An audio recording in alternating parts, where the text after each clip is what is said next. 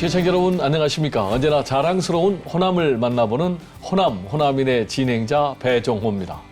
오늘 모신 주인공은 과학기술 5대 강국 코리아를 만들기 위해서 앞장서 오신 분인데요.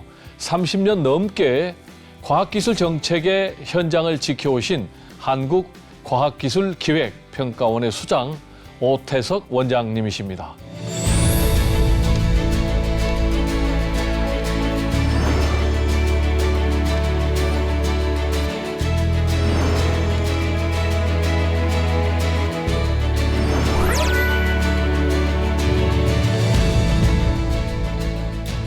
원장님 안녕하세요. 안녕하세요. 네, 원장님 보니까 뭐 과학기술 정책에 대해서 해박한 전문가 같은 그런 기운이 느껴집니다. 감사합니다. 네. 근데 우리 원장님께서 무려 30년 넘게 과학기술 정책 현장에서 일을 해 오셨습니까? 네, 그렇습니다. 네, 주로 어디에서 일을 하셨죠? 저는 이제 과학기술 정책 분야에서 있으면서 네. 연구발 정책 분야, 또 네. 인력 정책, 네. 또 혁신 정책이라고 하는 분야, 뭐 다양한 분야에도 있었고, 네. 특별히 기술 분야 같은 게 이제 바이오 분야, 또 네. 우주 관련 분야, 뭐 네. 되게 다양한 분도 있었습니다. 그렇군요.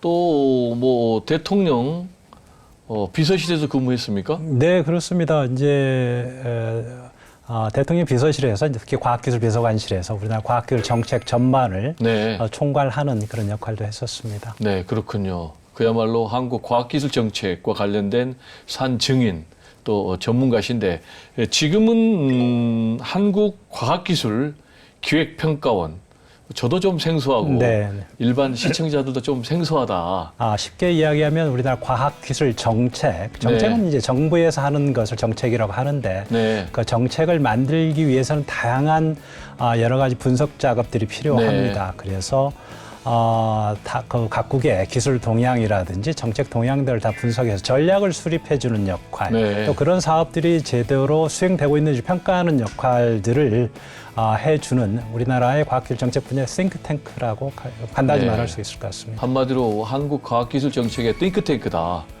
그러면은 굉장히 우수한 인재들이 포진해 있겠네요. 그렇습니다. 전체 정직원은 한 300여 명 되고요. 네. 대부분 상당수가 이제 아무래도 이공계 분야의 네. 학위를 가지신 분들, 석사, 박사학위신 분들이 많고 네. 또 경제학이라든지 법학이라든지 이런 분들도 같이 해서 아니면 문과, 이과가 통합된 그런 조직이라고 할 수 있습니다. 네. 그리고 이제 지난 4월에 취임하셨다고요. 네. 네. 그럼 이제 한참 바쁘시게 다른 박질 쳐 오셨을 것 같은데. 그렇습니다. 네, 지난 4월 취임하셔서 지금까지 주로 어떤 일에 집중하셨습니까? 지금 AI가 몰고 오는 그런 파고는 엄청납니다. 사회 네. 전 분야가 바뀌어야 되고 네. 그런 시점에서 그런 AI를 이용해서 우리나라의 네. 제조업의 경쟁력 또 미래 먹거리를 찾아가겠다는 정책 방향은 굉장히 시적절하고 생각하고 저희 원 차원에서도 그걸 뒷받침하기 위한 이런 정책 개발에 매진하고 있습니다. 자, 그리고 딱 봐도 뭐 굉장히 운동을 많이 하신 것 같은데 마라톤을 좋아하신다고요? 네, 뭐 평소에 이제 운동을 좋아하고 여러 가지 운동을 해봤었는데 네. 일단 가성비로 따지는 게 달리기가 제일 좋더라고요. 가성비? 뭐 테니스를 한다든지 수영을 한다고 하면 거기까지 가야 되는 준비 시간이 필요하지 않습니까? 네. 근데 달리기는 신발 신고 집 나서면 그때부터 시작이거든요. 마라톤 대회도 정식 코스를 완주하셨다면서요? 근데 마라톤을 이제 1999년에 처음 이제 입문을 해서 네. 다양한 곳을 또 달리면서 또 다양한 사람도 어울리고 하는 것도 되게 좋았습니다. 지금도 뭐 해외 나가시면 뭐 러닝화를 챙겨 가신다면서요? 네네. 저기 이제 해외 나가면 꼭 그 러닝을 챙겨 나가는데 네. 이게 이제 여러 가지 이유가 있습니다. 네. 일단 발로 주변을 한번 돌아봐야 네. 내가 어디에 와 있는지 어떤 곳인지를 쉽게 빨리 파악할 수 있더라고요. 네. 그냥 그 지도만 봐가지고는 이게 네. 방향 감각도 안 생기는데 네. 뛰는 게 좋은 게 네. 한 10분 정도 지나면 네. 이제 멍 때리기가 가능합니다. 멍 때리기. 이게 머릿속에 복잡하게 얽혀 있는 게 싹 없어지고 네. 백기 상태에 멍 때리는데 네. 멍 때리는 상태에서 새로운 생각이 많이 납니다. 그렇죠. 실제로. 네. 그래서 달리다가 메모하고 하는 경우도 많고 네. 그래서 네. 더더욱 몸이 힘들거나 마음이 힘들거나 할 때 달리면서 뭐 스트레스 관리에도 아주 좋은 수단으로 활용하고 있습니다. 네, 고향이 전북 순창이라고요. 네, 네. 순창하면 뭐 굉장히 좋은 곳이죠? 아주 산골이죠. 어릴 때 추억은 뭐가 있습니까?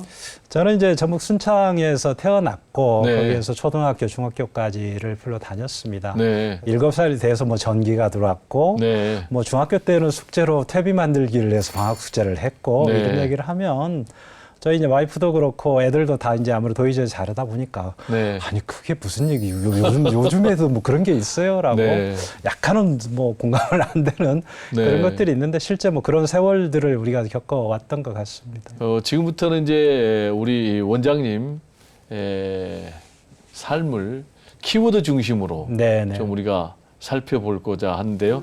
첫 번째 키워드가 인도를 꼽았어요. 네네. 이게 무슨 의미입니까?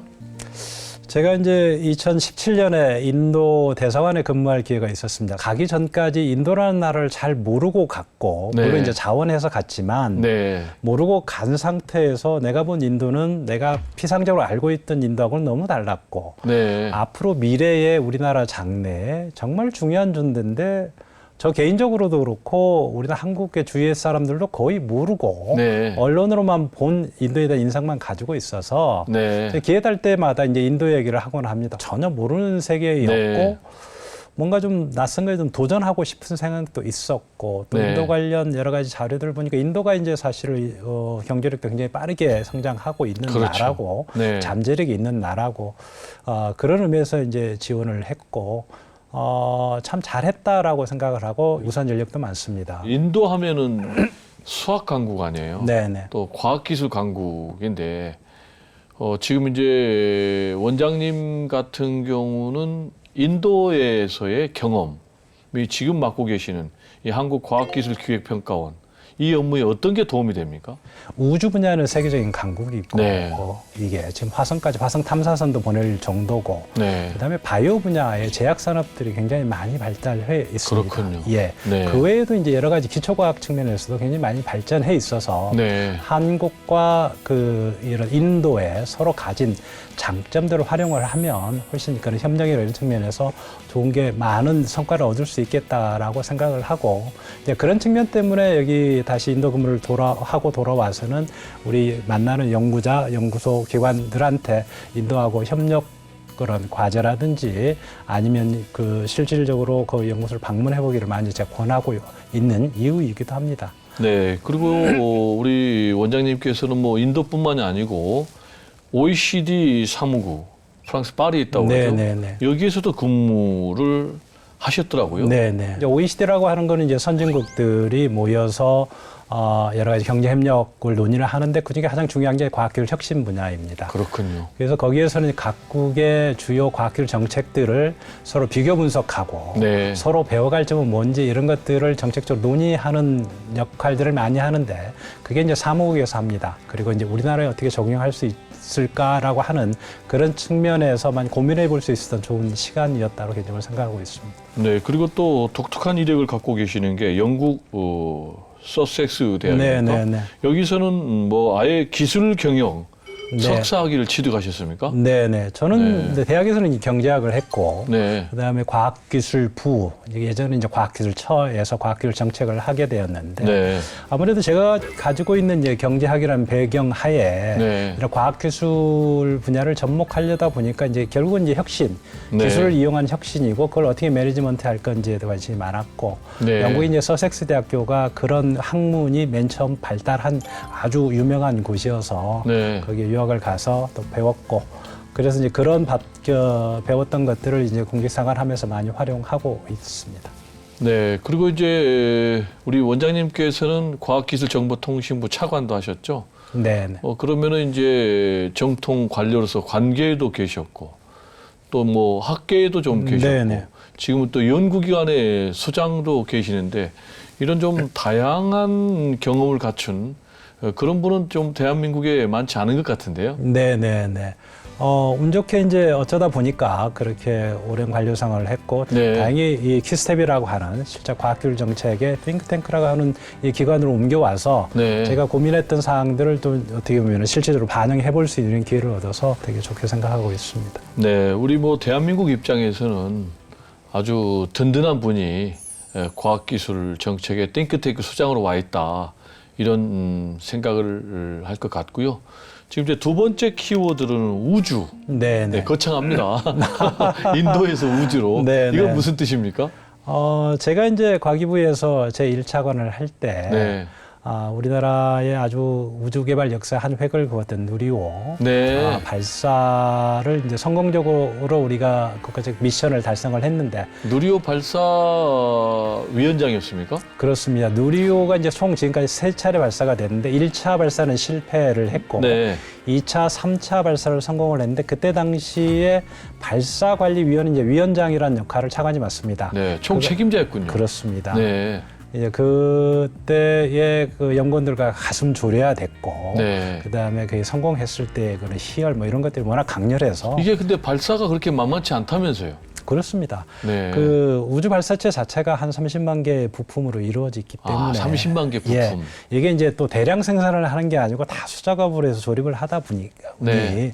어디에서 문제가 생길지 모릅니다. 나사 하나가 좀 잘못 조여지면 또 뭐 그렇습니다. 문제가 생기잖아요. 그게 이제 큰 문제가 생길 수도 있고 안 생길 수도 있고 그렇군요. 그런 상황인데 네. 어쨌든 그래서 최종적으로 발사해서 올라갈 때까지는 알 수가 없는 이제 그런 상황입니다. 네, 발사하는데 또 뭐 일기가 불순하면 발사가 안 되죠? 그렇습니다. 제가 이제 2차, 3차 발사 두 번을 2022년 네. 6월하고 23년 5월에 했는데 네. 다 매번 몇 번씩 다 연기가 됐습니다. 한 번은 이제 바람이 세게 불어서 작업자가 작업을 할 수가 없었던 상황. 네. 또 이제 그게 지나갔는데 갑자기 연료의 탱크에 센서에 문제가 생겨서 맞아요. 스톱을 네. 시키는 경우. 네. 그다음에 마지막 순간에 이제 컴퓨터 간의 통신이 이상해서 생기는 경우. 네. 이런 것들이 있어서 이제 발사를 연기를 해야 되는데 네. 문제는 이제 그런 광경을 보려고 이제 국민들도 옆에 호텔도 예약하시고 또 대통령도 뭐 현장에 하시고 오고. 대통령도 어디 보시겠다고 해서 사전 준비를 다 해놨는데 네. 갑자기 발사 앞두고 뭐 1시간, 2시간 전에 캔슬을 해야 되는 상황들이 발생을 합니다. 연기를. 네. 네. 그런데 이제 사실은 그런 것들을 고려해서는 할 수가 없어서 냉정하게 네. 이런 현실적인 거 기술적인 여건을 보고 일단 결정을 하고 통보를 하는 식으로 운영을 합니다.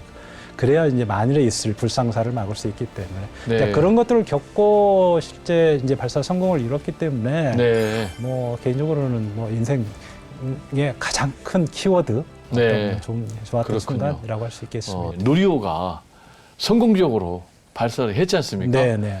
그 순간에 굉장히 이 감회가 깊었고 그 기억이 지금도 생생할 것 같은데요. 실제 현장에서 있으면 제가 이제 발사관리 동이라고 하는 게 네. 그 실제 발사대하고 가장 가까운 데 있습니다. 네. 한 1km 정도 떨어져 있는데 그러면 그 굉음도 엄청나게 그렇죠. TV로 하는 것하고는 다르게 들리고 네. 그 진동이 있습니다. 네. 발이 느껴지는 진동이 네. 어마어마합니다. 네. 3, 2, 엔진 점화.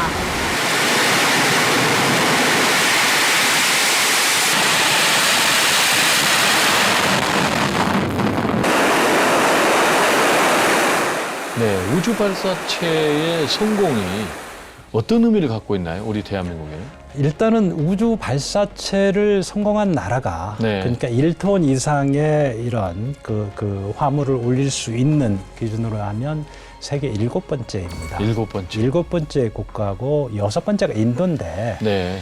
30년 떨어진 7번째입니다. 네. 그럼 30년 동안에 7번째면 그렇게 뒤처져 있나 생각할 수도 있지만 인도 이후에 30년 동안 어느 나라도 성공하지 못했다는 얘기입니다. 그렇군요. 그래서 7번째 성공함으로써 그야말로 우주 개발에 본격적으로 이제 어떻게 보면은 멤버십을 갖게 된 네. 우리가 이제 이게 성공함으로써 달 탐사도 해보겠다, 화성 탐사도 해보겠다라고 네. 그야말로 꿈을 자신 있게 이야기할 수 있는 그런 자격을 가진 그런 거여서 국가적으로는 네. 굉장히 중요한 의미가 있습니다. 네. 그리고 이제 우리 원장님께서는 이제 정통 관료로서 기술 관료로서 한 30년 정도 쭉 네.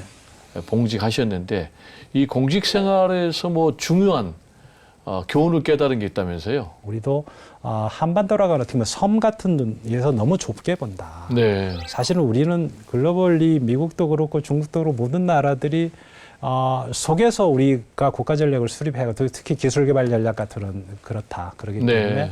각국의 세계가 돌아가는 거에 대해서 정말 가슴을 열고 진심으로 글로벌한 그런 시각에서 좀 보도록 해야 된다라고 당부를 합니다. 그것도 사실은 실제로 그렇게 하기가 쉽지가 않아서 더더욱 강조를 하고 있습니다.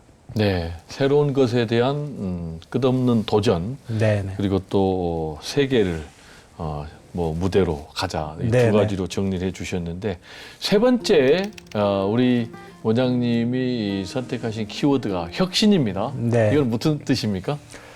네, 혁신이라고 하는 것은 새로운 상품을 만들거나 네. 또는 기업의 새로운 생산 과정에 그 프로세스를 개선하거나 하는 도움을 주는 걸 이제 혁신이고 네. 그리고 연구 성과가 실질적으로 우리가 상용화, 실용화돼서 우리 나라의 경제 활동에 도움을 주도록 하자라고 하는 측면이고 연구발 활동도 중요하지만 네. 실제로 이제 기술 사업화로 이루어지기 위해서는 네. 다양한 제도 개선들이 필요합니다. 제도 개선. 예, 네. 연구원들이 이쪽 기술 사업화에 관심을 가지고 할 인센티브도 필요하고 네. 실제로 이 기술 사업화는 많은 이제 투자들이 필요합니다. 그런 맥락에서 우리 원장님께서는 R&D에서 R&I로 전환돼야 된다. 이게 같은 맥락이죠? 네, 그렇습니다. 기존에는 이제 리서치 앤 디벨롭먼트, 연구하고 실제 이제 활용하기 위한 디벨롭먼트에 네. 머물러 있었다고 하면 디벨롭먼트를 지나서 실제적인 이노베이션으로 연결돼야 된다 하는 의미에서 R&I를 말씀을 드리는 거고 개발을 했으면 네. 실제 이제 실증을 해봐야 됩니다. 실증을 하나 하는데 이게 돈이 몇백억 아니면 천억 단위가 들어갑니다. 네. 해외 같은 경우에는 그런 뭐 엔비디아도 이제 그런 초창기에 막대한 투자들을 받아서 조 단위의 투자를 받아서 그런 것들을 테스트를 해보고 기술력을 올려가는데 이런 부분들에 적극적으로 정부가 같이 투자를 해줌으로써 그런 위험을 낮춰주는 이런 방식의 구상들이 필요하고 그 외에 이제 이런 정말 스타트업들을 지원하기 위한 이런 것들도 지원에 예전에는 이제 뭐 몇십억, 10억, 몇십억 단위의 이런 것들을 과감히 더 늘려서 할 방법까지도 지금 논의를 하고 있습니다. 네. 대규모 자본 투입이 필요해서 그렇습니다. 대규모 펀드가 조성이 네. 돼서 뒷받침해야 된다라는 이제 그런 말씀을 해 주셨고요. 지금 이제 결국 아까도 우리가 얘기했지만 대한민국이 AI 시대로 가는 것 아니겠습니까? 네. 이 문제는 그럼 어떻게 해결해야 됩니까? 굉장히 어려운 문제입니다. 네. 최우수 연구자 같은 경우에는 그에 맞는 파격적인 대우를 해줘야 되고 네. 그래서 지금 정부에서는 일단 해외에 나가서 공부하고 안 돌아오는 우수한 인력들을 국내로 다시 돌아오도록 하기 위해서 파격적인 이런 정책 수단들 뭐 그 보수부터 연구비부터 뭐 이런 거에 대한 파격적인 정책 대안들을 지금 고민을 하고 있고요. 아마 그 속에서 이제 일부분이 들어올 수도 있겠지만 장기적으로는 이제 그 해외에 우수하게 있는 아까 이런 외국인 인력들도 국내의 생태계에서 활용할 수 있도록 아마 그런 부분으로 차근차근 좀 정책을 추진해야 되지 않을까 이렇게 생각을 하고 있습니다. 네. 그리고 이제 귀한 말씀 듣다 보니까 벌써 이제 마무리할 시간이 다 돼버렸는데 이제 마지막 질문으로 결국 이제 AI 시대에 호남이 살아남고 또 발전하기 위해서는 AI 시대와 함께 가야 되는 것 아니겠습니까? 네네. 이 문제는 어떻게 해결된다고 보시는지요? 호남만 보더라도 AI나 이런 것들이 뭐 국가 전체적으로 중요하지만 지역별로 보면 굉장히 또 불균형적으로 돼 있지 않습니까? 지역에 이제 우수한 인력들이 그래도 또 길고 나면 우수한 일자리를 찾아서 이런 수도권으로 가고 해외로 가는 경우도 있습니다. 그래서 이제 그런 부분들도 지역에 이제 지금 뭐 이런 광주만 하더라도 지금 AI 생태계를 만들려고 하고 있는데 결국은 좋은 일자리를 만드는 게 급선무고 좋은 일자리는 결국은 지역 대학들이 협력해서 좋은 스타트업들을 만드는 수밖에 없다고 생각을 합니다. 그러려고 하면 일단 지역 대학의 연구력이나 이런 것들이 우수해져야 되고 그걸 보고 중소기업이든 중견기업들이 같이 모이고 스타트업들이 같이 모이고 그걸 통해서 이제 산업 생태계가 만들어지는 이렇게 되면 그나마 지금 현재의 그런 인력 부족이나 이런 문제들 특히 지역에 또 보면 AI 결국은 제조업의 경쟁력을 높여줘야 되는데 아마 그런 부분으로 차근차근 좀 정책을 추진해야 되지 않을까 이렇게 생각을 하고 있습니다. 네. 그래서 지금 AI 이제 3대 강국을 목표로 하는 입장에서 보면 각 지역의 그런 AI 적어도 AI 분야 물론 분야들은 다를 수 있겠지만 기본적으로 그런 것들이 적재적소에 그런 AI 관련 투자들이 이루어져야 되고 아마 그런 준비도 하고 있는 것으로 알고 있습니다. 네. 원장님 오늘 귀한 말씀 감사합니다. 네, 고맙습니다. 네. 저에게 호남은 안식처다라고 할 수 있을 것 같습니다. 제가 이제 호남은 제가 태어나고 자란 곳이고 그래서 항상 힘들 때면 찾아가서 그 호남이라고 하는 제 고향 품에 안겨서 쉬고 싶고 위안받고 뭐 그런 곳이고 또 한편으로는 거기에 주저앉지 말고 항상 더 앞으로 나가라고 격려하고 등을 떼밀어주고 그래서 앞으로 한 걸음 더 나아가게 해줄 수 있는 그런 곳이라고 생각을 합니다. 네, 이제 기술은 단순한 도구를 넘어서 세상을 바꾸는 언어가 되고 있습니다. 그리고 그 중심에 과학기술 혁신 정책이 있는데요. 오태석 원장님과 같은 기술 혁신의 리더들이 많이 배출돼서 혁신 과학기술 강국 코리아, 과학기술 5대 강국 코리아의 시대가 속히 열리기를 기원해 봅니다. 지금까지 함께해 주신 우리 시청자 여러분들께 진심으로 감사의 말씀을 드립니다. 감사합니다.